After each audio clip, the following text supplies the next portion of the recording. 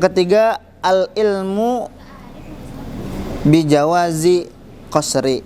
Nah, ini yang ketiga itu adalah syaratnya mengetahui kosornya.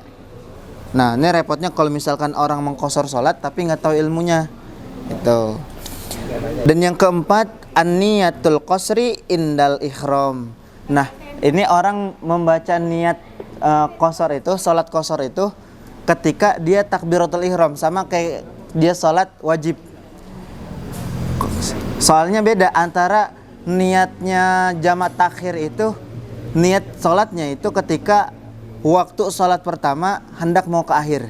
Jadi kalau kita mau jamak takhir itu niatnya itu dari sholat yang pertama. Misalkan kita udah dapat uzurnya, itu keluar atau musyafir keluar daerah, kemudian udah mau asar nih, nggak keburu. Nah, niat jamak tahir itu tadi di sholat yang zuhurnya, itu sholat sebelum, pokoknya intinya sebelum masuk sholat asar.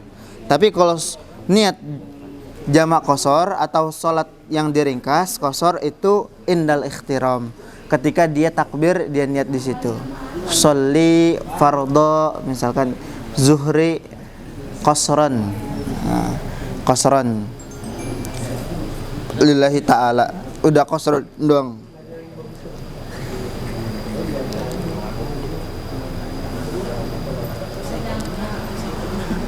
Yang kelima, antakuna sholata rubaiyatan.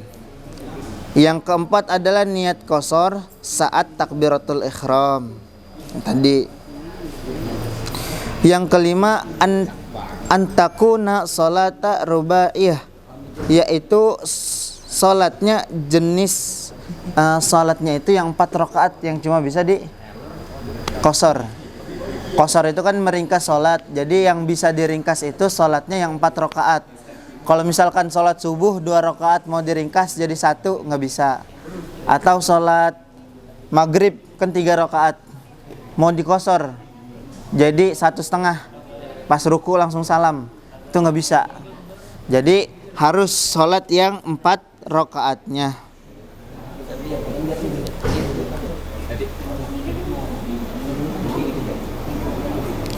Yang keenam, dawamu syafari ila tamamiha, yaitu adalah dalam keadaan safar hingga sempurna. Nah, maksud dari orang yang mengerjakan qasar ini, maksudnya itu uzurnya ada gitu, sampai perjalanannya sampai. Kalau misalkan dia safar, kemudian dia niat nantilah jamak takhir, ternyata pas jamak takhir itu di waktu asar itu dia udah sampai rumahnya sendiri, maka kalau misalkan udah sampai rumahnya sendiri udah nggak bisa lagi dijamak. Berarti sholat asar, sholat yang ketinggalan tadi dikodok gitu. Kalau misalnya sebelum masuk rumah nih ada masjid, Nah, nggak apa-apa. Kalau misalkan belum sampai rumah, dekat rumah, seberang-seberangan doang masjidnya. Nah, ini kalau maksudnya itu tadi ya, kayak misalkan perjalanan. Nah, perjalanan itu pun kalau misalkan udah melewati kecamatan, sudah melewati daerah kecamatan, baru di situ boleh untuk menjamak. Kayak misalkan kita mau pergi ke Bali nih, tapi sebelum kita pergi ke Bali kita lewatin dulu nih kecamatan apa ya, misalkan Sonon lah, itu Serang lah gitu ya misalkan. Nah, kita ya bodo amat lah, pokoknya intinya lewatin kecamatan itu, Bang. Lewatin kecamatan itu baru kita boleh laksanain mau jamak takhir atau jamak takdim gitu. Kalau misalkan kita masih di rumah, kita baru niat dong nih, kita niat mau ke Bali, tapi kita niatnya di sini udah, biar nanti nggak repot, kita jamaknya di sini aja nih di rumah. Nah, itu nggak sah. Jamaknya harus udah dalam perjalanan. Nah, sekurang-kurangnya itu, misalkan niat perjalanannya itu jauh kayak misalkan ke Bali, sekurang-kurangnya itu lewat dari daerah tersebut kayak kecamatan gitu. Oh, itu udah bisa. Nah, itu udah boleh bisa dikerjain. Yang misalnya kita mau ke Bandung nih, sholat sini, kita jamak. Bisa, tapi harus lewat dari tempat kita, lewat dulu kecamatannya gitu. Nggak bisa gitu. Nah tadi sama juga kalau misalkan kita mau pulang, dilihat-lihat dulu jarak antara rumah sama apa namanya sama masjid itu berapa gitu. Kalau misalkan udah deket, ya udah nggak bisa di jama, harus kalau misalnya mau dilakukan di rumah harus sholat seperti biasa gitu. Karena uzurnya itu adalah sholatnya seorang yang sedang uzur. Sedang uzur itu dalam perjalanan. Nah, seminimalnya itu tadi 86 km tuh. Dekat rumah nggak boleh. Iya. Kalau dekat rumah nggak boleh. Tuh. Abdolnya ya. Kenapa Abdulnya? Abdolnya sih sebelum kecamatan dah ya. Iya. So ya. Misalnya di kecamatan nggak boleh gitu. Jadi kalau misalkan jama' itu sebenarnya gini. Jama' itu boleh dilakukan untuk orang yang apa namanya? Udah melewati lah batas wilayahnya, udah boleh gitu. Tapi untuk kosornya ini harus, kalau kosor kan diringkas. Kalau ringkasnya ini, kalau kosornya ini harus melewati 83 km atau 86 sampai 90 kilo buat kosor. Tapi kalau jama' untuk batasannya itu kalau udah kita melewati kecamatan atau daerah gitu, daerah kita lah gitu, itu udah boleh untuk melaksanakan jama'. Nah, tapi kalau yang kosor itu lebih spesifik lagi gitu. Kemudian yang ketujuh, la ayyu tadi bimu'tima fi huz'i min salatihi, yaitu adalah tidak menjadi makmum bagi imam sempurna meski sebagian rakaatnya saja. Nah, kalau sholat kosor itu kita nggak boleh ngikut kepada imam yang sholatnya itu sempurna. Sholatnya sempurna itu misalnya kita niatnya itu jama' kosor. Misalkan niat sholat kosor. Nah, ini ada orang yang lagi sholat nih. Sholatnya itu karena dia orang yang mu'tin, orang yang apa namanya, orang yang di kampung itulah. Sholatnya biasanya sama kan, gitu kan. Maksudnya sholatnya itu alhamdulillah. Sholatnya itu kan seperti biasa gitu. Kayak misalkan maghrib ya udah, misalkan sholat isya ya udah 4 rakaat.